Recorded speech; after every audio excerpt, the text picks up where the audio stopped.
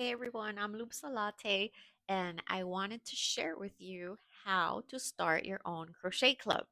I did this year in January, and it was the best decision I ever made. So I'm 45, and I'm a single mom, and I'm always super tired. And by the time I get home, I don't want to go out. I don't want to go make friends. I don't want to socialize. None, nothing. I just want to be in pajamas all weekend and crochet, right? But I realized that I was isolating myself a lot. Like really, like no life, just work and my daughter and yarn. So I was like, I need crochet friends because I don't have any crochet friends. So the ones I have are like online and nobody nearby. There's a crochet club, but it was more than like 20 minutes away, which is way more than I'm willing to drive nowadays. So I'm like, I need crochet friends. None of my friends crochet. Nobody in my family crochets. I am alone in this very addicting hobby, right? And I'm sure you understand. So I was like, fuck it. I'm going to try to start a crochet club. And it's going to be whatever it's going to be. Let's see. So all I had to do was um, I created a uh, Facebook group, right? So I called it the Davy Crochet Club because you want to use like the name of your town or area for SEO to make sure it's searchable. And I kept it simple, like more keywords. Davy Crochet Club. I don't need to like brand it with something like Loops-a-Latte Crochet. I don't know, cult. And because then nobody's gonna look for that and nobody's gonna find it. So keep it simple and Baby Crochet Club, super clear, super obvious what it means. And then I just made a Facebook group. I created the Facebook event. I made like a cute graphic using ChatGPT and did the little description. I was like, this is just a crochet meetup. This is not crochet classes. You do not need to add any other value other than showing up and holding space. Like that's it. You don't need to teach a class. You don't need to do any of that. If you want to do that, fine. But I didn't want even that stress of committing to teaching yet. Um, and I was like, yeah, I just want crochet friends and I don't want to drive. So I picked a cafe 2 seconds from here because I'm like, I don't want to drive. So this is all catering to me and my needs. And I said, I want crochet friends. I don't want to drive. I want to meet at a coffee shop because I love coffee shops. And that's it. Like, very basic. And I did it and I posted everything. I posted it maybe like a month in advance. And then I crossed my fingers and I went and I was like, let's see who comes. I had like a couple, like a few RSVPs, and I was like, all right. And man, here we are. That was in January. Now we are in, oh my God, is today August?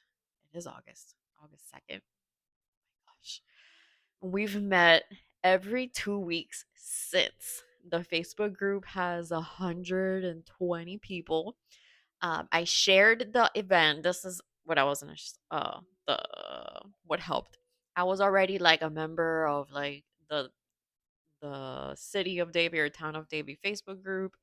I was also a member of things to do in Fort Lauderdale Facebook group. So things like that are equivalent in your area helps a lot. So just find like things to do in groups and join them for your area if they exist and share them there. You know, there's Facebook groups that are you know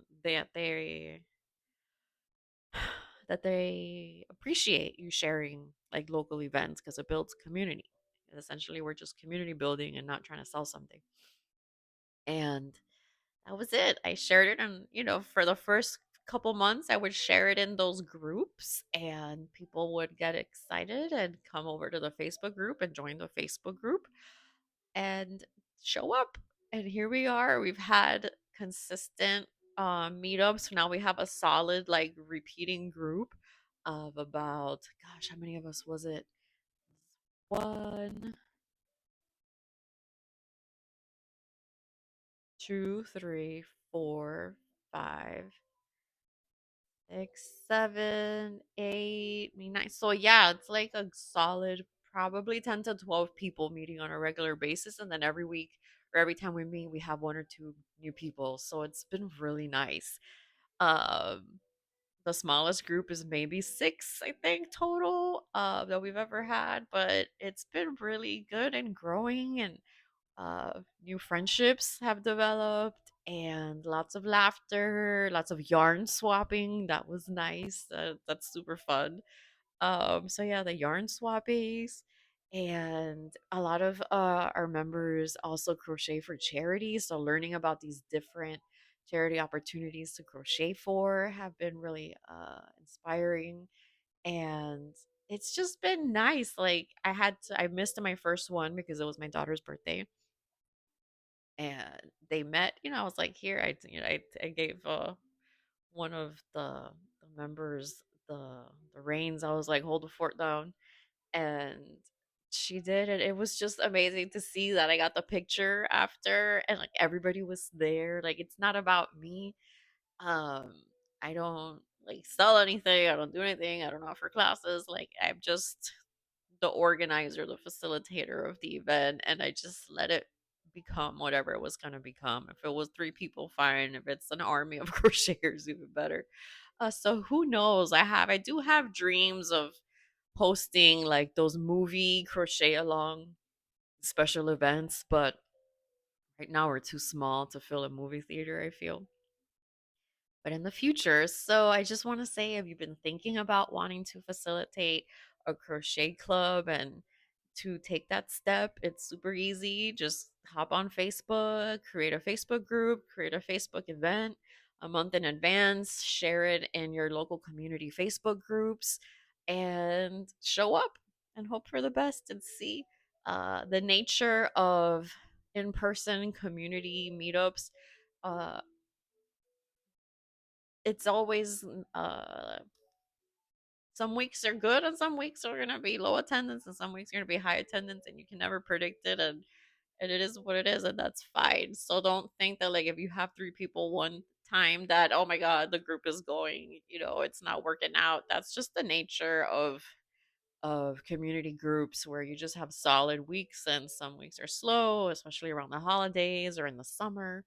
um but just wanted to share like my process, and it was, I can't believe how easy it was. I'm so grateful. Now I look, that's really my only social activity now. I do. I go every 2 weeks on a Saturday from 3 to 5. The way I picked the day and time was I am only available on weekends. So I'm like, I can show up on a Saturday. And then as far as picking the right time, what I did was I went on Google and I looked at the location that I wanted, and then Google tells you the traffic during the day. So what are like the most busiest times in the cafe and the least busiest times? And because seating was limited in the first place we were at, we moved it since now we're at a Panera. We were more of like in a little bougie cafe, and it gets packed. So I really wanted to see when that slow time is so we can guarantee ourselves a table.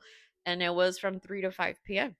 So I was like, even better. In the morning, I get to, run my errands and do what I have to do. And then that's not so late that it eats into like my evening time of doing nothing. And you know what? That time has been fantastic. So if you want to try that out, by all means, like Saturday from 3 to 5 has been really good. Sometimes we even go past it and leave around 6. Uh, and yeah, so I just wanted to share my formula for starting a crochet club. And if you have any questions, drop them in the comments. I'll read it. Let me know. I can help you with whatever you need to get that started. Uh, what else? What else? These are my what I've been working on. So these are Clorox. And there's a little time for show and tell. So these are my Clorox wipes yarn holders. Look at how cute. Look at that. And look at this thing. It's perfect. It's perfect. Where am I my microphone's in my forehead. I'm gonna telepathically communicate now. It's so this is not a pointer. So this is my Clorox wipes holder. Now that I have a new puppy, I'm going through these things like crazy, and I couldn't deal with throwing them away. I'm normally not like a tree hugger upcycle person. If you are, that's great. Thank you for saving the planet for my children, but or for my child. That was stepdaughter. But that's normally not me. But I really did. I felt this one. I was like, oh my god, all of these like wipes containers. I can't. And I had seen this. I can't take credit for this idea. I had seen it somewhere online. Um, and I was like, you know what? I'm still like learning how to create crochet patterns. And this is a good, easy one. So I made this one, and then I took it yesterday to the yard club, and everybody to the yarn club, to the crochet club, and everybody loved it. So I got excited. I'm gonna finalize the pattern. Um, not sure why I'm making those noises. What happens when you're a kid? You start like making random noises for things to entertain. Entertain them. And then I finished this one last night. Look how cute. I love this one. I'm not a fan of acrylic. I hate how acrylic feels. But I used it because I was just working out the pattern, so I really didn't care much. But man, I love the color because this is my jam. And then I had this little keychain. And I added it on there that I had made there. I was waiting, so I don't know what to do with it. And I'm like, oh my god, they look so cute together. I love it. So I'm gonna write this pattern and add it to my Etsy shop. So if you want to use it, you can. And I'm gonna save that for another video. All right. Let me know how it went with your crochet club. Bye.